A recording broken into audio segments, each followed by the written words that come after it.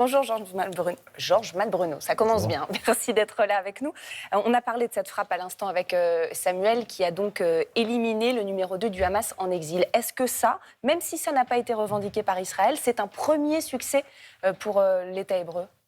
Alors je dirais que c'est une victoire par défaut. C'est une victoire parce que Saleh al-Arouri, comme vous l'avez dit, est le numéro 2 du Hamas. C'est quelqu'un qui avait un rôle opérationnel sur les activités du Hamas en Cisjordanie. C'était aussi un peu l'agent de liaison entre le Hamas et l'Iran. Il était basé à Beyrouth. Il avait la connexion avec le responsable du Hezbollah, Cher Hassan Nasrallah. Donc c'est une perte importante. Israël signifie à tous ses ennemis qu'ils ont commencé d'éliminer, comme il l'avait juré, ces dirigeants du Hamas. Ensuite, victoire par défaut parce que ça n'aura pas d'impact sur la guerre à Gaza. Il ne menait pas la guerre lui-même à Gaza. Et donc, ça n'aura pas un impact énorme. Israël, on a le sentiment, est un petit peu gêné aujourd'hui dans sa bataille militaire à Gaza. Le Hamas résiste plutôt bien. Hier, un porte-parole américain a annoncé pour la première fois que le Hamas, je le cite, conservait des capacités importantes, que le Hamas ne serait pas annihilé. Donc, ça reste une menace importante, du coup, c'est ça que ça veut dire. Ça reste une menace importante parce que, ses capacités militaires n'ont pas été anéanties. Et victoire par défaut parce que, compte tenu de ce que je viens de vous dire sur l'aspect militaire à Gaza et les difficultés que rencontre Israël pour avancer, il peut y avoir une tentation de la part de Benyamin Netanyahou, le Premier ministre israélien, d'élargir cette guerre. On en parlera peut-être. Ouais. Il a tué Saleh al-Arouri, probablement. Il y a eu la semaine dernière aussi l'assassinat d'un haut responsable iranien en Syrie. Il y a eu cette nuit encore au sud du Liban un responsable du Hezbollah qui a été assassiné. Donc la situation effectivement est extrêmement tendue.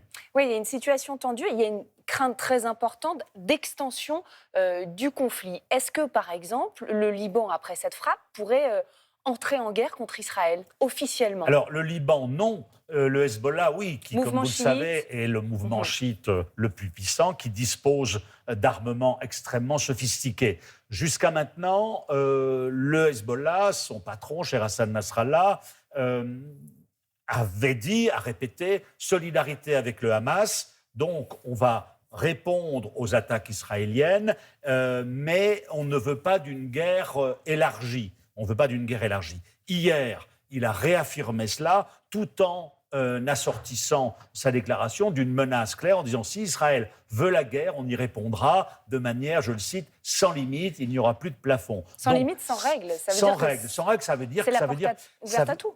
Ça veut dire que là, on rentrerait dans une guerre totale, ce que le Hezbollah et l'Iran ne veulent pas jusqu'à aujourd'hui, parce qu'ils ne le veulent pas pour une raison assez simple, c'est que, moi je l'ai constaté, je suis allé au Liban il y a 15 jours, j'ai vu les responsables du Hezbollah, ils n'ont pas été avertis de l'attaque du Hamas. Vous savez que ces groupes, le Hamas, le Hezbollah, des milices chiites en Irak, les rebelles yéménites aussi qui attaquent des navires commerciaux sur la mer Rouge, font partie de ce qu'on appelle un axe de la résistance établi par l'Iran contre Israël et les États-Unis, et donc mené par l'Iran, et eux considèrent que si il devait y avoir une guerre entre Israël, c'est à l'Iran et au Hezbollah d'en prendre la décision. Eux n'ont pas été informés, donc ils étaient plutôt mécontents, justement, parce qu'ils ont eu le sentiment que le Hamas leur a volé la vedette d'un point de vue opérationnel, parce que l'attaque, l'invasion terrestre d'Israël était quelque chose que le Hezbollah pouvait préparer. Mais ça veut dire qu'ils n'ont pas intérêt plus que ça à l'escalade, le Hezbollah, en fait. Là, pour l'instant, ils préfèrent maîtriser la situation. Voilà. Il y a quand même une situation tendue au sud du Liban,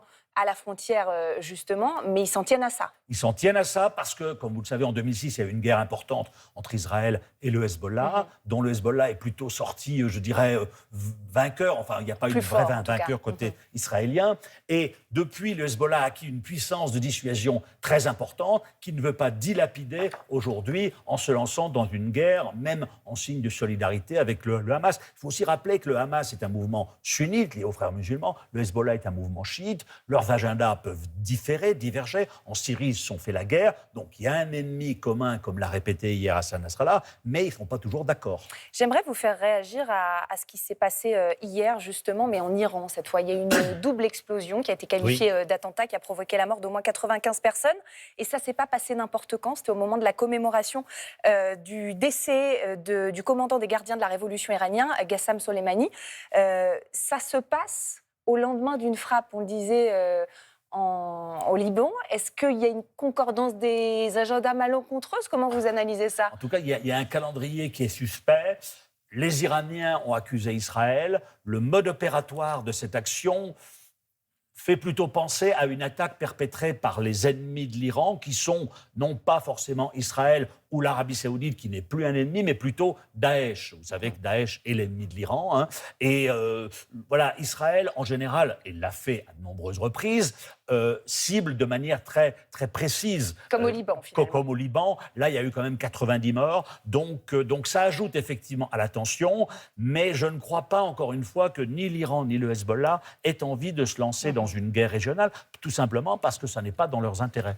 Sur cette frappe qui a eu lieu au Liban, donc mardi, est-ce que vous pensez que ça, c'est une nouvelle stratégie de l'État hébreu? Est-ce que du coup, ça peut permettre de relâcher la pression sur la bande de Gaza et notamment sur les civils qui s'y trouvent? Alors, ce n'est pas une nouvelle stratégie. Israël, depuis 50 ans, depuis l'attentat de Munich... Non, mais dans le conflit qui a commencé le 7 octobre.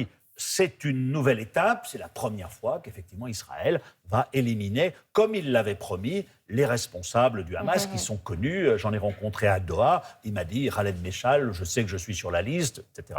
Bon, comme je vous le disais, c'est une victoire, mais ça ne va pas changer radicalement la face de la guerre. Comme je vous disais, Israël peine dans la bande de Gaza. Il y a eu des pressions américaines. Israël a commencé de retirer un certain nombre de ses militaires. Il y a une espèce de confusion dans les objectifs de guerre israéliens.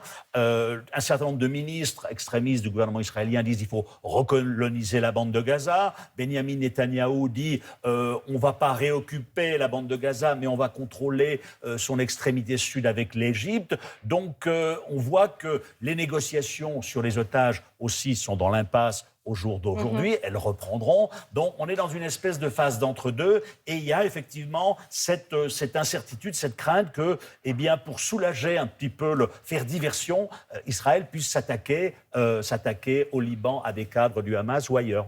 Très rapidement sur un voyage qui va commencer ce soir, celui du secrétaire d'État américain Anthony Blinken.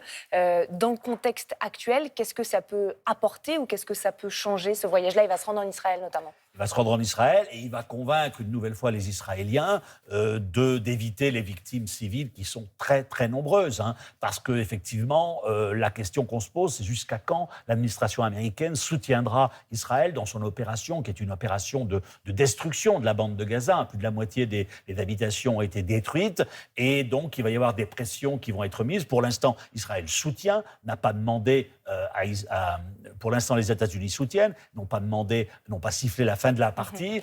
Il faut aussi envisager l'après la bande de Gaza. Pour l'instant, c'est un trou noir, c'est l'incertitude. Donc, tout ça va être examiné par Anthony Blinken devant les Israéliens. Merci beaucoup, Georges Malbruno, d'avoir accepté de répondre à nos questions et de nous avoir éclairé sur la situation au Proche-Orient.